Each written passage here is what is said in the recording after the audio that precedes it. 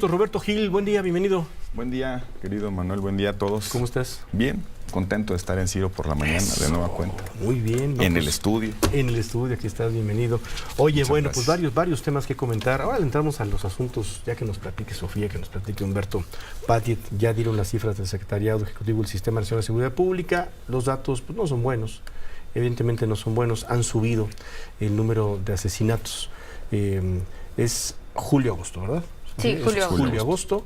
Pero bueno, como le decía, no hay mes que este gobierno, y ese es el trabajo del gobierno federal, que no nos diga que son los mejores números en quién sabe cuántos años. Bueno, ahora vamos a ese reporte, ahora vamos a eso. Está la Jornada Nacional por la Paz, ya escuchamos temprano justamente a algunos de los convocantes, ¿no? A Monseñor Ramón Castro y Castro, una Agenda Nacional por la Paz. Roberto, te pediría un comentario, no acordamos platicar de eso, hay otras cosas, pero recuerdo que un ejercicio como este no se da desde los diálogos en el Castillo de Chapultepec, justamente cuando el presidente de la República era Felipe Calderón, tan odiado por el presidente López Obrador, por todos sus seguidores, pero finalmente es un esfuerzo que se dio en ese momento, no sé si con beneficios o con acuerdos o con logros, hay quien dice que sí, al paso de los años pareciera que no sirvieron para nada, pero es un siguiente esfuerzo, el único esfuerzo que finalmente un grupo de la sociedad civil, así sea, pues hermanas, integrantes de la Conferencia del Episcopado Mexicano, integrantes de los jesuitas, se animaron a hacer. En 2010, Manuel, se iniciaron unos diálogos con instituciones, sobre todo con autoridades locales, gobernadores, presidentes municipales, poderes judiciales locales, y en el 2011 fue el esfuerzo de diálogo con las víctimas.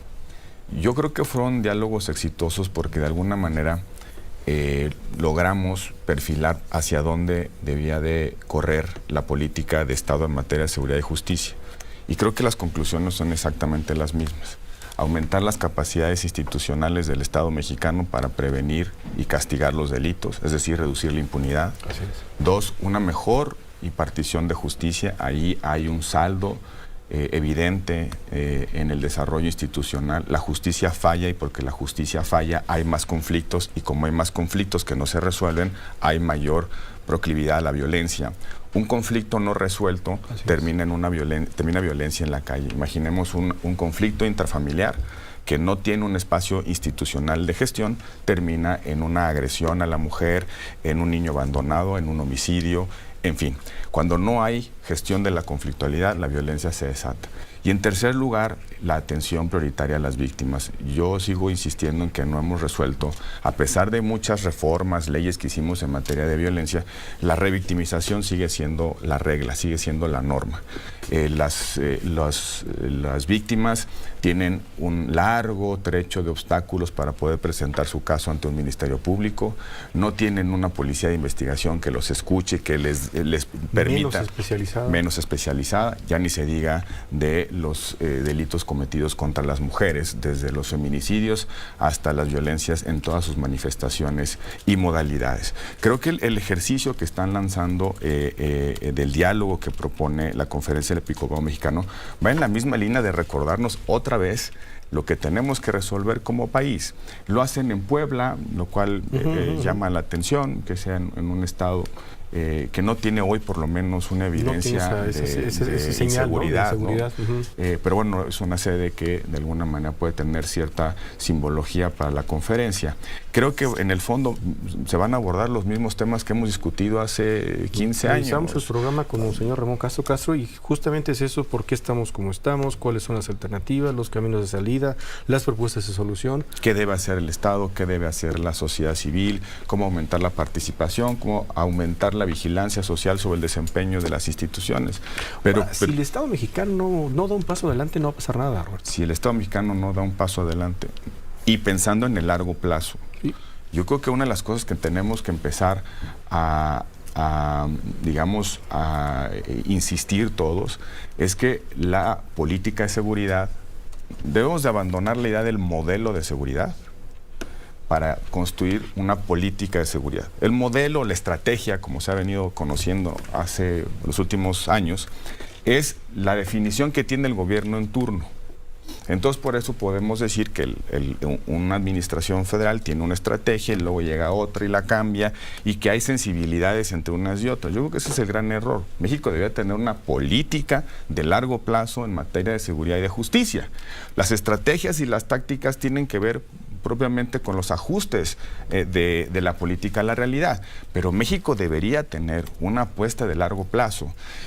Ya vamos a empezar las campañas, vendrán a darnos los candidatos, las candidatas, sus ideas, y vamos a volver al mismo punto. Yo creo que se puede reducir la violencia así, yo quiero que podamos hacer estas cosas, y vamos a escuchar exactamente los mismos rollos y los mismos cuentos.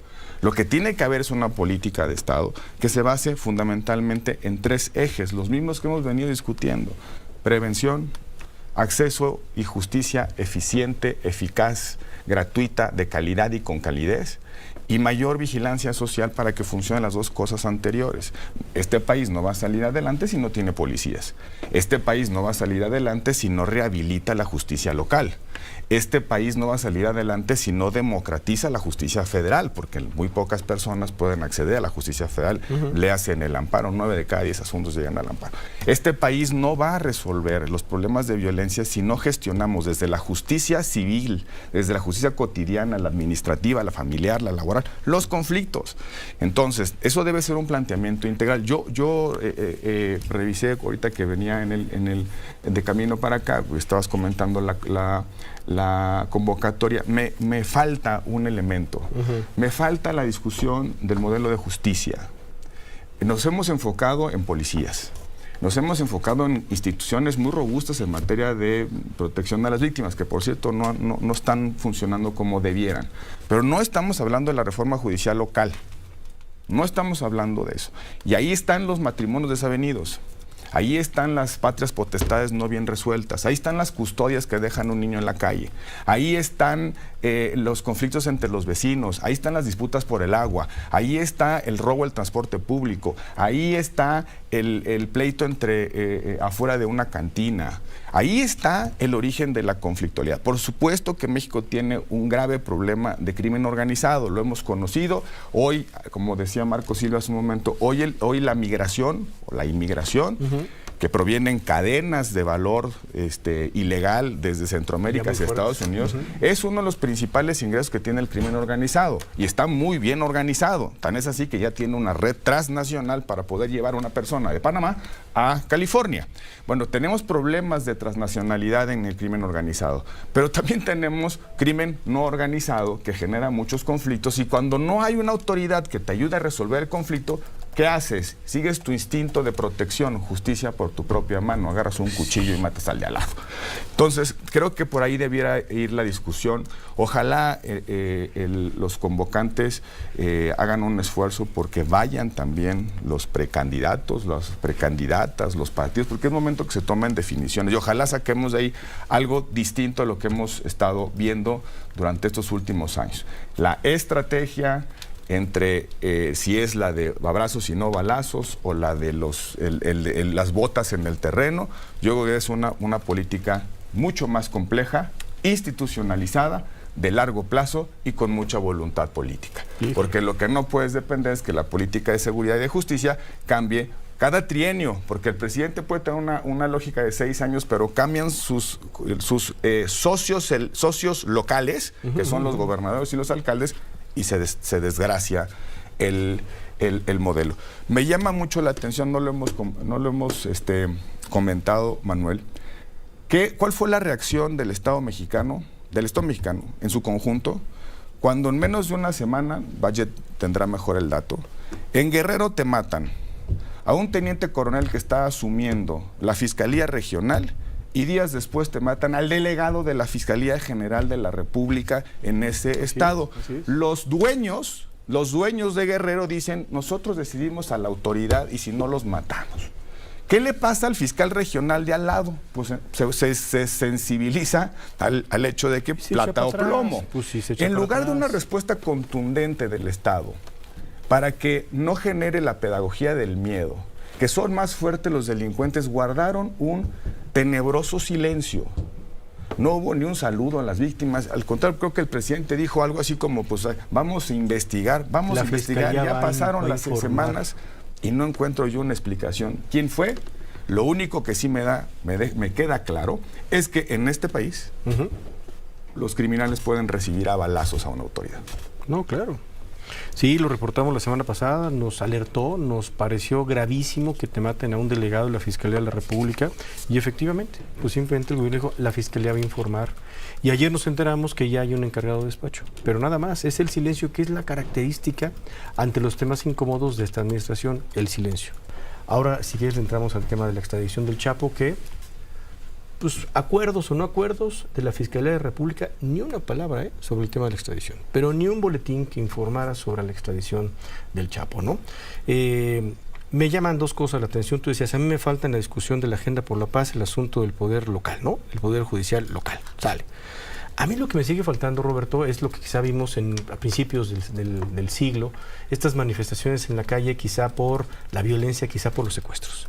Gente en la calle manifestándose. Hoy lo hemos visto en algunas plazas, lo hemos visto quizá en Acapulco, lo hemos visto quizá en algunos otros puntos, quizá en Guanajuato, quizá buscando la paz, bueno, hasta por los libros de texto gratuitos.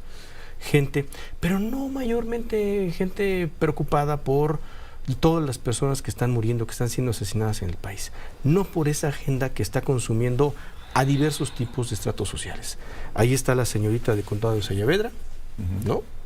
Que el novio tiene a bien tener las diferencias que quiera, va y la ahorca, la mata en su casa, ¿no? Entre otros ejemplos, ¿no? Entre otros ejemplos. Ahora sí podemos ver esta primera plana, que digo que me parece que es de las más duras, de las más fuertes, el AM de León, que titula sustancialmente Con los niños no. Y es la historia del fin de semana de estos pequeños, y así la pone. ¿Por qué con los niños no? Porque es una expresión en redes sociales que se da, que exigen en las redes sociales ciudadanos conmovidos, dice la nota, por el asesinato de 2 menores la noche del domingo en San Francisco del Rincón, en Guanajuato. Con la muerte de José de Jesús y Alexander, de 6 y de 11 años, son 64 los menores asesinados en Guanajuato durante el año 2023, de acuerdo con el conteo que realizan el periódico AM y Al Día. Ciudadanos utilizaron distintas plataformas para condenar los homicidios de los amiguitos en un ataque armado registrado en la colonia Morelos, en el que resultó también herido el padrastro de uno de ellos, de José de Jesús, un joven de 25 años que no fue identificado. ¿Qué dicen las autoridades? Que aparentemente iban a matar a ese señor. No lo lograron matar, pero sí mataron a los niños, ¿no? Víctimas colaterales. ¿Cuánto tiempo hablamos de esto? Pero estamos viendo este tipo de cosas. No sé qué te mueve. Tú tienes hijos más pequeños que yo, Roberto. Yo no termino de decir, ¿por qué no nos conmovemos ante este tipo de cosas? ¿Por qué no nos indignamos? Nos indignamos. Ya la crudeza o el descontrol, la barbarie está llegando a límites inadmisibles. Mueren 2 niños en una ejecución que tenía un objetivo, ¿no? ¿Qué me revela? O que ya no tienen ningún sentido, digamos, de humanidad los perpetradores de violencia, o ya es un grado de desorden, insisto, son personas que no tienen ningún mínimo sentido de lo que están haciendo, ¿no? Probablemente ya pierden hasta el sentido de realidad. Yo diría, con los niños no, pero tampoco con las mujeres, tampoco con los empresarios del aguacate, tampoco con los limoneros, tampoco con los policías, tampoco con los empresarios de bien.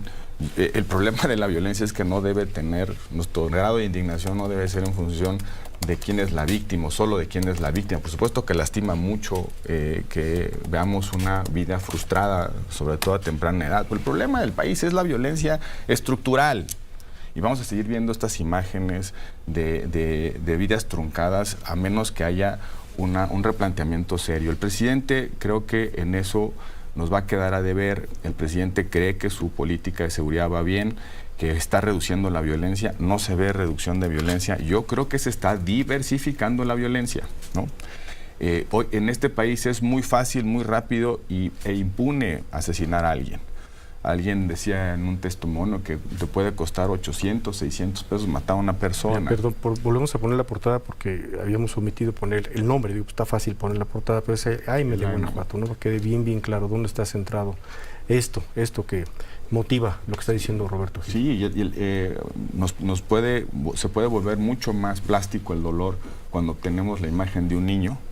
Pero el problema de fondo, creo yo, es que la violencia está desatada y no hay posibilidades públicas de detenerla, de contenerla. Ahí está el gran fracaso del Estado mexicano.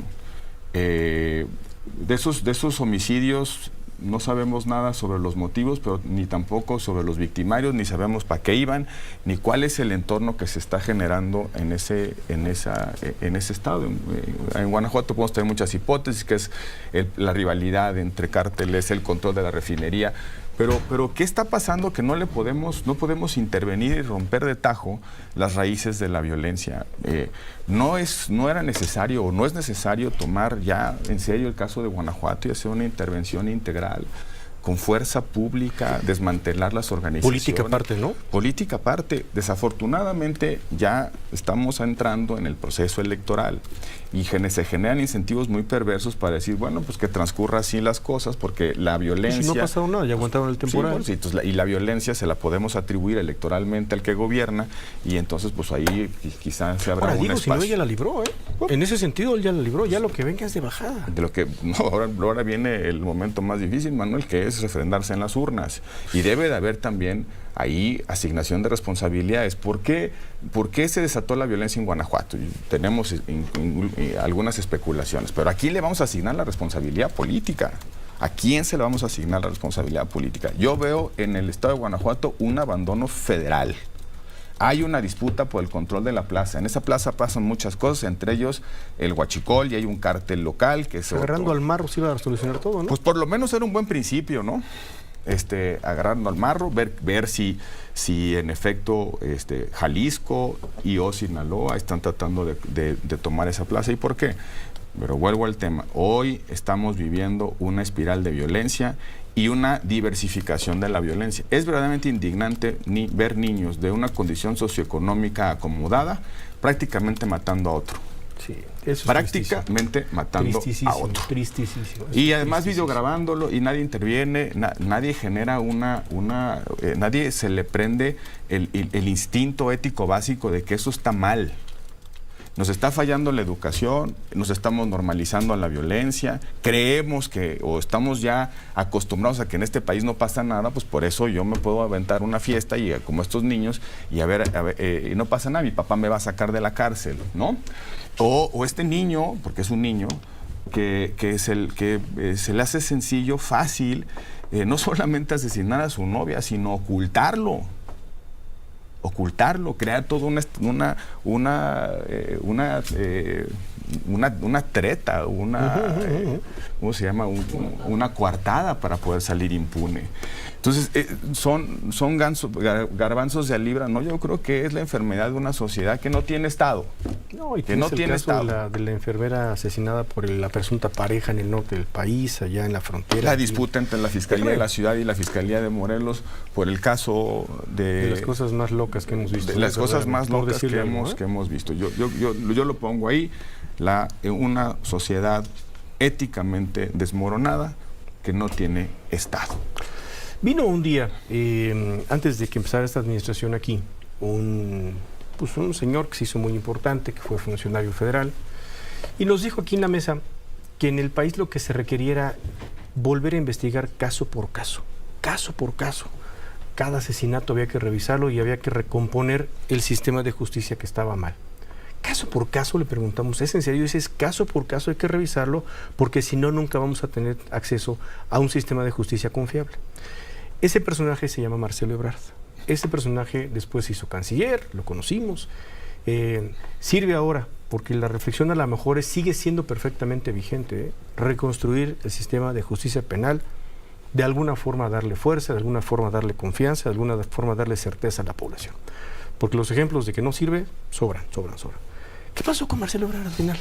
¿Cómo viste lo que hizo? Investigación criminal y forense como el primer principio de reordenación de las capacidades del Estado.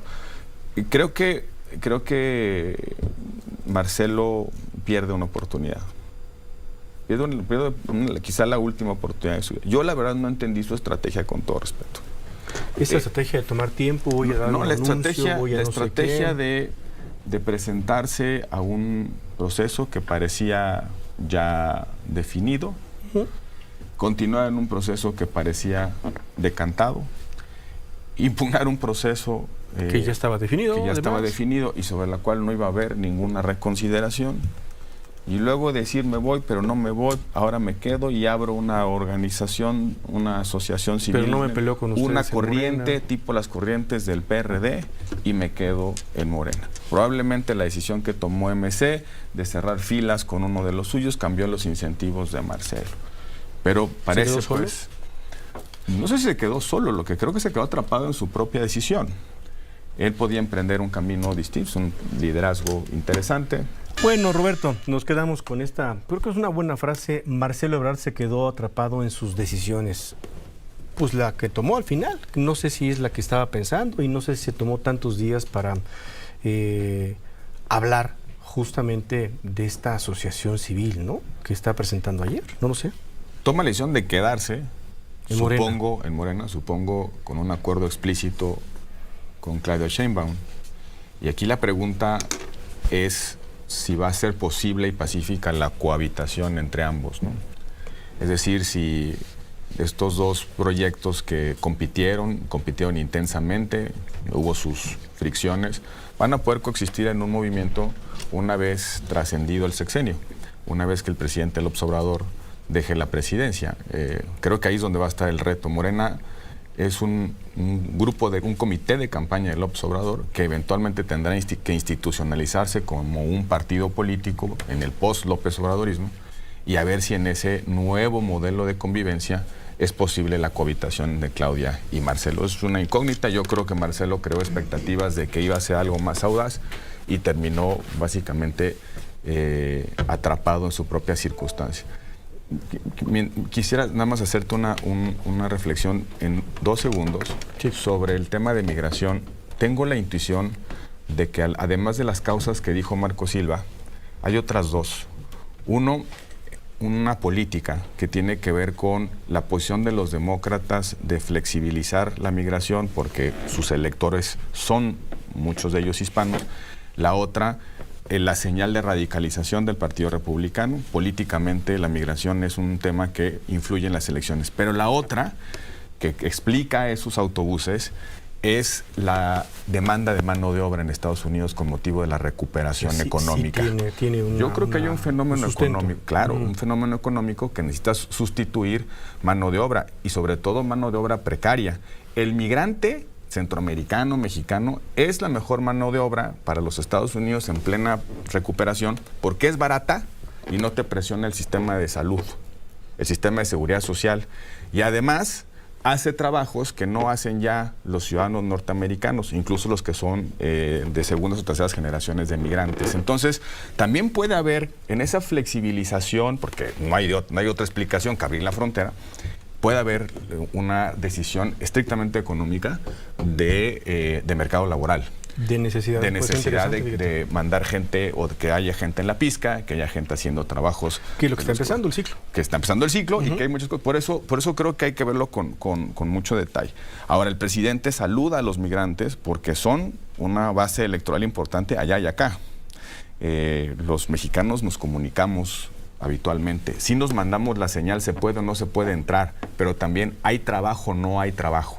Y creo que lo que está pasando en Estados Unidos es que hay trabajo para migrantes porque el mercado laboral americano pues ya no quiere hacer trabajos. O sea, una cosa es Nueva York desbordado y otra cosa sería California. Vámonos para allá arriba, ¿no? Y otra cosa es, pues si tú te fijas, ya hay, Arizona, ya ves en Nueva York, ves en Chicago, ves en ciudades del norte, pues flujos migratorios, que están buscando trabajo.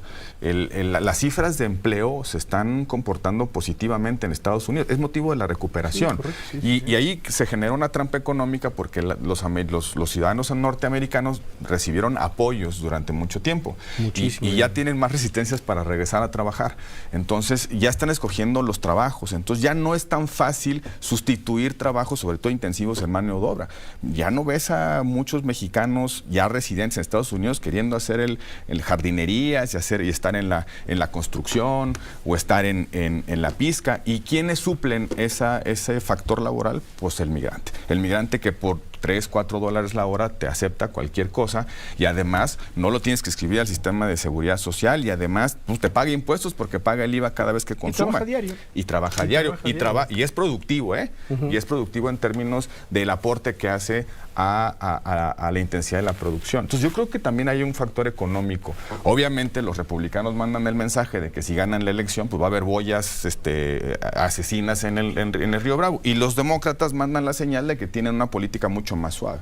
Entonces ese conjunto de factores acelera la decisión de emigrar. Como cuando se cerró la frontera en el 2001, después de los atentados terroristas del 11 de septiembre, eso aceleró que muchas familias quisieran irse a Estados Unidos. Y cuando Trump dijo, voy a construir un muro, muchas personas dijeron, de una vez vámonos, porque quién sabe si mañana va a haber muro. Hoy estamos un poco en este cruce de señales de hay trabajo, es fácil cruzar y muy probablemente sea la oportunidad, porque si ganan los republicanos regresaremos al endurecimiento, a la mano dura. Creo que por ahí va. No soy experto en el tema, pero solo creo que hay las intuiciones. Aprovechando el vuelo, ya que estamos en Estados Unidos, la extradición de Ovidio finalmente, ¿relajará un poco esa crítica que tienen diversos sectores gubernamentales en Estados Unidos hacia México de que no hacemos lo suficiente como gobierno para atacar el tema del fentanilo? Yo creo que sí, y por alguna razón el presidente decidió conceder la petición. Yo no estoy tan seguro si fue extradición, probablemente fue simplemente entrega. La extradición tiene un proceso, lo decía el Ejecutivo. Porque no se informó, como te digo, la Fiscalía de la República no informó nada. Y recordemos que la decisión de la extradición es de la Secretaría de Relaciones Exteriores, es de Cancillería con la intervención de un juez. Entonces probablemente no estemos en un proceso de extradición, sino al viejo estilo, pues ahí te lo entrego. Nada más en una lógica de colaboración. No lo sé y no especulo, solo... Es que está interesante, Roberto, porque finalmente lo que se señala es, por un lado, la Fiscalía de la República pues no dice nada, se acaba el procedimiento de amparo de parte de Ovidio, y la defensa de Ovidio tampoco impugna o reimpugna lo que ya estaba en la Cancillería analizándose para poder mandarlo a Estados Unidos. Yo tengo la duda si se concluyó la extradición o fue una entrega, digamos, de facto que se ha hecho en el pasado. Una noción política fina. El presidente López Obrador las criticaba mucho, ¿no? Pero son útiles, ¿no? Pues yo creo que le sirve para despresurizar. El tema del fentanilo es un tema gravísimo para Estados Unidos en términos de salud pública. Muy serio. 100 y tantos mil muertos al año. Es una crisis de salud pública que ya también le está pegando electoralmente. Y ya en muchas ciudades el ciudadano se está empezando a irritar por lo que está pasando.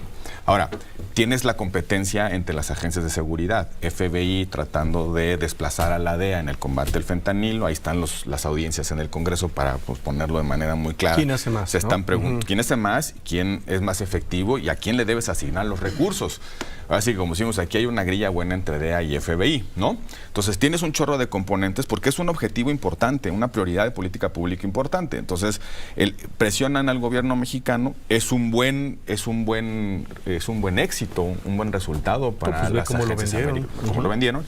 Y yo creo que tienen la expectativa los norteamericanos, el gobierno de Estados Unidos, de tener una colaboración que, por lo que anunció ayer la defensa, no la habrá, o un juicio que pueda revelar esquemas de funcionamiento del fentanilo, del mundo del fentanilo. Al estilo, pues el papá, ¿no? Joaquín Guzmán Loera, o al estilo Genaro García Luna, muestra pruebas y yo me atengo, ¿no? Y yo me creo, declaro inocente. Y a diferencia sí sirve un poco para estos juicios, para, digamos, pedagogía de no impunidad, pero también le sirve para entender mucho el modelo de funcionamiento de ciertos mercados. Fentanilo es un mercado nuevo. Todavía no tiene claro, seguramente tendrán una arquitectura ya construida de diagnóstico muy sofisticada, pero falta mucho por saber de cómo funciona. Andamos con el corre, ve y dile si se produce en México o no se produce en México, si viene de China, ahora que hay una conexión con India. Entonces, yo creo que también esta detención, la investigación alrededor de la detención, un posible juicio alrededor de la detención puede servir para tener mejor información o información más acabada de cómo funciona ese mercado, dónde empieza y dónde acaba. Que los enseñen los fiscales en Estados Unidos qué es lo que tienen armado. Y obviamente un juicio, pues el fiscal se siente y le habla al del FBI, ¿tú qué sabes? Y le dice al de la DEA, ¿y tú qué sabes? Y le dice a la CIA, ¿tú qué sabes? A todas las agencias de investigación, pues para armar su caso. Eso puede permitir, o es un pretexto institucionalmente correcto para conocer un fenómeno delictivo o una estructura delictiva. Por eso da mucho coraje que en México no tengamos juicios, porque pues esa es la manera de saber qué está pasando en un país, ¿no? Con comportamientos criminales tan acendrados como los que suceden en este país, ¿no? Bueno, finalmente, escuchamos los datos ya en el resumen. Humberto Batis, buen día. 2.550 muertos asesinados pues en agosto. ¿Qué te dice esto? Sí, señor, 2.483. Dice varias cosas, ¿no? Una es de que Rosa Isela dice que es el número más bajo en todos los agostos en que Andrés Manuel ha sido presidente, lo cual es cierto, pero si tú lo comparas no contra sí mismo, sino con la línea histórica disponible, para no hacer una comparación, digamos, dedicada, conveniente, sino contra lo que se tiene en toda la serie que está disponible en el Secretariado Ejecutivo, tienes que en agosto de 2015, cuando era presidente Enrique Peña Nieto, se cometieron 1.674 homicidios intencionales contra 2.483 durante agosto de 2023, así que de ninguna manera se puede afirmar que sea una situación adecuada. Es un poco como el discurso de los informes de gobierno de los presidentes. Si fueran cierto todo lo que los presidentes dicen durante sus informes, no tendríamos un país como lo es México, sino uno como lo es Noruega. Si fuera cierto lo que dice Rosa Isela Rodríguez cada martes, no tendríamos este país afligido porque van y se asesinan a 2 niños. No estoy seguro si haya sido una situación cruzada, y ahora digo por qué, sino un país en el que los niños pueden irse a la escuela y no irse a un panteón. Lo digo porque también la semana pasada en Celaya hubo un evento en el que, al parecer resultado de una extorsión, van y asesinan intencionalmente a una adulta mayor, a una mujer joven y a una niña, la madre, la esposa y la hija de alguien. ¿Qué se tiene que hacer para merecer una maldición de esta naturaleza? Vivir en México y que no haya consecuencias de esto. Durante los 1.753 días en que ha sido presidente Andrés Manuel López Obrador, han asesinado al menos a 161.192 personas. Otra vez, 161.192 personas, con lo que tenemos un promedio diario de 92 personas. Cuando en el futuro se diga, y posiblemente aquí quienes van y hacen la corte de la Cuarta Transformación y supongan que Emiliano Zapata era fresa y que Villa era un pobre pendejo, no. En el sexenio de López Obrador, ¿qué significa el sexenio de este señor? Un sexenio en el que se asesinó a más mexicanos que ningún otro. Un sexenio en el que murió la gente de COVID en sus casas sin que nadie le diera la atención. Pero como tú me decías, Peregrino, no hables de nada más que de datos pues los datos duros para no perderlos. Entonces, 2.483 personas más 161.192 asesinatos, 92 diarios. ¿A qué velocidad se mueve México a 92 asesinatos diarios? Al menos porque tenemos que son 112,000 desaparecidos. Y en esta gran frase de Emilio Álvarez y Casa de que en México desaparecen a los desaparecidos, wow, y que se haya ido como se fue la comisionada que atendía los asuntos de desaparecidos diciendo, oigan, esto no se puede hacer, o sea, estamos por gritar Chile 1973, estamos por decir Allende vive en nuestra memoria, o sea, no podemos ir a decir eso cuando en México están desapareciendo a la gente así. Nosotros estamos volteando a ver a otro lado. A ver, están matando a 92 personas diarias, 161.192 personas asesinadas en el sexenio de López Obrador, 156,000 en el de Peña Nieto, 120,000 en el de Felipe Calderón Hinojosa. ¿Cómo podemos salir a decir que cada martes están mejor las cosas? No, no están mejor. Si corres estadísticamente, si corres lineal el promedio como lo está planteando Budget, lo que va a suceder es que vamos a tener más de 200,000 muertes, sí, sin duda, en este sexenio. Nada más corriendo linealmente el promedio. Considerando las desapariciones, sí. Porque este es un asunto en el que estaremos en un agujero negro, y cuando en el futuro se requiera una comisión de la verdad para descubrir lo que ocurrió en un gobierno democrático en el que se deberían de decretar extinguidas las comisiones de la verdad porque esta era la verdad misma, habremos entendido el fracaso, porque no hubo abrazos y balazos, hubo madrazos y muchos balazos. Y no más para que no, porque yo sí me niego me niego a aceptar esta idea de que, bueno, pues mátense, pero no se metan con los inocentes. Oiga, no se tienen que meter con los inocentes, pero tampoco podemos permitir que se normalice que nos estemos matando a diestra y siniestra. Ya se metieron con los inocentes. Ya están rompiendo. Ya no siquiera hay el límite ese del autocomportamiento de los criminales. ¿No? Entonces cerramos, Roberto, a ver los números, entonces ahora sí, datos duros. 2.550 asesinados en el mes de agosto, 2.483 asesinados, pues, más los 67 específicamente considerados feminicidios, 2.550. Y tú lo que dices, a esta línea, si seguimos una línea, de corrido, tomando en cuenta que hasta este momento han sido asesinadas en lo que va del gobierno del presidente López Obrador, 161.192 personas, se van a superar las 200 solamente por estos robos. Sí, asumiendo el mismo comportamiento en lo que queda del año, más las cifras que pases de desaparecidos a homicidios, si encuentras algunas fosas, probablemente se supere, o es altamente probable que se superen los 200,000 homicidios dolosos, lo cual sería una cifra pues inédita en nuestro país. Yo creo que el presidente debe cerrar su administración reconociendo que la violencia no fue uno de los mayores éxitos, o mejor dicho, que ha sido uno de sus fracasos. ¿Tú crees? Yo creo que por lo menos las cifras así lo indican.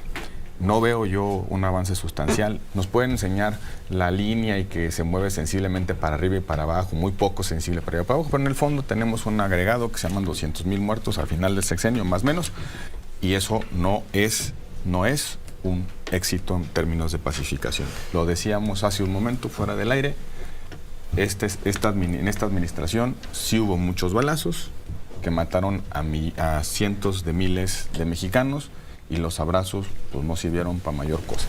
Y al final yo diría que tiene que ver con que no se invirtió en donde tenía que invertirse: esfuerzo, voluntad, dinero, recursos, liderazgo, y era en recuperar la presencia del Estado ahí donde no existe. Puede parecer que hay demasiada información, pues así es como se está dando, Roberto, pero el presidente lo dijo, lo dijo varias veces: sin seguridad no va a haber cuarta transformación.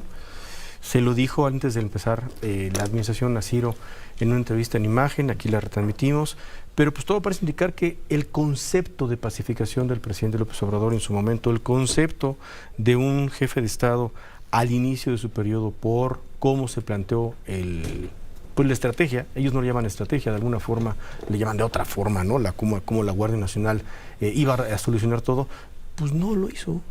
No pasó, ya no pasó, Roberto, ya no pasó, porque 5 años que han sucedido dan resultados duros, puros, tristes, los estamos viendo.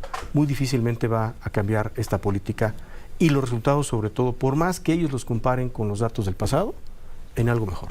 El presidente parecía que estaba... ¿Tú crees que lo va a aceptar? Yo creo que difícilmente lo va a aceptar. Yo creo que el presidente se compró la idea de que veníamos de un palazo al panal de abejas. Es lo que decía. Y entonces las abejas... A lo tonto. Le dieron el palazo al panal de abejas, las abejas salieron por todos lados, y si uno dejaba de molestar al panal de abejas, las abejas iban a regresar a su hábitat, iban a regresar al panal y se iban a estar en paz. Si el Estado no presionaba a los organizados criminales, se iban a dedicar a lo suyo y hacerlo pacíficamente, y muchos de ellos, así lo pensaba el presidente, dejarán la vida criminal por aceptar una beca de un programa social y poner un pequeño negocio.